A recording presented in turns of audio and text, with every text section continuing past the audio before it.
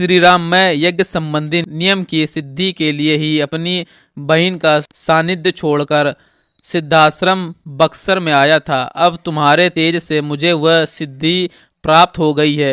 महाबाहु श्री राम, तुमने मुझसे जो पूछा था उत्तर में मैं तुम्हें सोनभद्र तटवर्ती दिशा का परिचय देते हुए ये अपनी तथा अपने कुल की उत्पत्ति बताई है। कुकुस्थ, मेरे साथ कहते कहते आधी रात बीत गई है अथा बीत गई। अब थोड़ी देर नींद ले लेते हैं, तुम्हारा कल्याण हो। मैं चाहता हूँ कि अधिक जागरण के कारण हमारी यात्रा में विघ्न न पड़े। सारे वृक्ष निष्कंप जान पड़ते हैं, इनका एक पत्ता भी नहीं हिलता है। पशु पक्षी अपने वासस्थान में छिपकर बसेरे लेते हैं। रघुनंदन, रात्रि के अंधकार में संपूर्ण दिशाएं व्याप्त हो जाती हैं। धीरे धीरे संध्या दूर चली जा रही। नक्षत्रों तथा ताराओं से भरा हुआ आकाश सहस्त्राक्ष इंद्र की भांति सहस्त्रों ज्योतिर्मय नेत्रों से व्याप्त सा होकर प्रकाशित हो रहा है।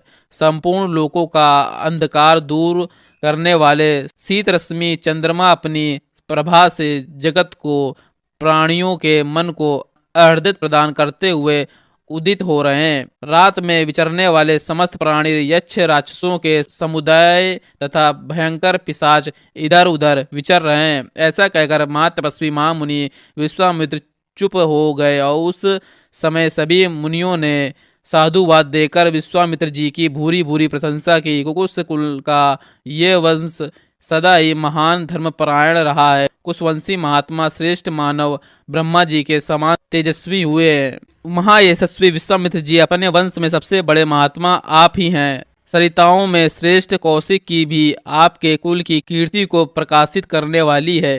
इस प्रकार आनंद मगन हुए उन मुनिवरों द्वारा प्रशंसित श्रीमान कौशिक मुनि अस्त हुए सूर्य की भांति नींद लेने लगे। वह कथा सुनकर लक्ष्मण सहित श्री राम को भी कुछ विस्मय हो आया। वे भी मुनिश्रेष्ठ विश्वामित्र जी की सराहना करके नींद लेने लगे। इस प्रकार श्री वाल्मीकि निर्मित अर्थ रामायण के आदि काव्य के बालकांड में 34वां सर्ग पूर्ण हुआ।